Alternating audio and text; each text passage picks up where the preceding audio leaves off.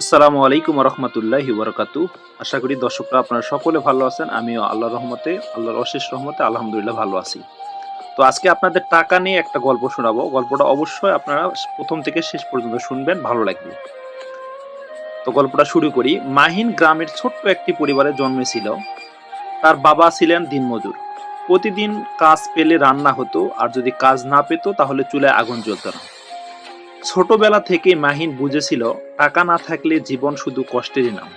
স্কুলে সে খুব ভালো ছাত্র ছিল, কিন্তু অনেক সময় ফি দিতে না পারায় অপমান সহ্য করতে হতো। শিক্ষক ক্লাসের সামনে কান ধরে টাকা চাইতেন, আর মাহিন মাথা নিচু করে দাঁড়িয়ে থাকত। সেই অপমান তার মনে গভীর দাগ কাটে।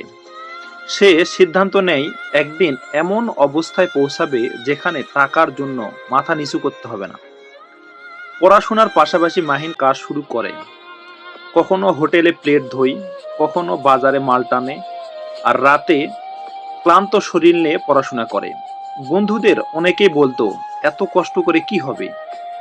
কিন্তু মাহিন জানতো, বাস্তব জীবনে আবেগে চলে না, টাকায় চলে। একদিন বাবার হঠাৎ অসুস্থতায় বড় অঙ্কের টাকা দরকার হয়। আত্মীয়রা নানা অজুহাত দেখায়।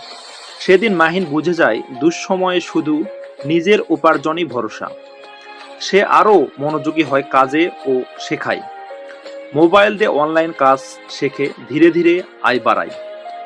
কয়েক বছর পর মাহিন স্বাবলম্বী হয়। বাবার চিকিৎসা করায়, ছোট ভাইয়ের পড়াশোনার দায়িত্ব নেয়। কিন্তু সে কখনো নিজের অতীত ভুলে যায় না। আজও সে গরিব ছাত্রের পাশে দাঁড়ায়। মাহিনের উপলব্ধি ছিল স্পষ্ট, টাকা সবকিছু নয়, কিন্তু টাকা ছাড়া কিছুই সহজ নয়। টাকা অহংকার নয়, টাকা দায়িত্ব। সৎ পরিশ্রমে উপার্জিত টাকা মানুষকে শুধু সচ্ছল করে না, মানুষও করে তোলে বটে। তো বন্ধুরা, গল্পটা কেমন লাগলো অবশ্যই আপনারা কমেন্টে জানাবেন।